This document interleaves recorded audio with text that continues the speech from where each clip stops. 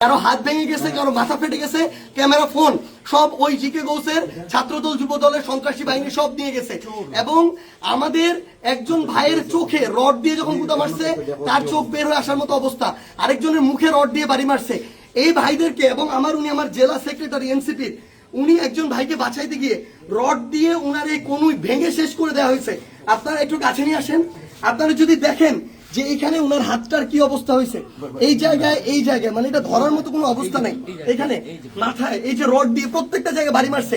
আমরা যখন আমাদের এই আহত 7-8 জন ভাইকে নিয়ে সদর হাসপাতালের দিকে যাইতেছিলাম তাদের চিকিৎসার জন্য, তখন সদর হাসপাতালের সামনে ওই 24শে জুলাইয়ের সময় যেমন খুনি বাহিনী যেভাবে আক্রমণ করছিল হাসপাতালের গেটে, ঢাকা মেডিকেলের গেটে, ওইভাবে আমাদেরকে খুনি বাহিনী এইখানে ছাত্রদল যুব দলের সন্ত্রাসী ক্যাডাররা, জিকে গাউসের ক্যাডাররা, তারা আমাদেরকে আক্রমণ করে হাসপাতালে পর্যন্ত ঢুকতে দেয় নাই। এখন আমি যখন আমার ভাইদের নিয়ে যাচ্ছিলাম তারা আমার হাতে পর্যন্ত রড দিয়ে বাড়ি মারছে, ইট মারা শুরু করে, এরপরে রড থেকে শুরু করে যত ধরনের তাদের লাঠি সোটা এগুলো তারা মারা শুরু করে। এবং ওইখানে আমাদের ছাত্র শক্তি, যুব শক্তির, এনসিপির অনেক ভাইকে তারা ওইখানে মানে ওই সবার সামনে ওইখানে পিটায়।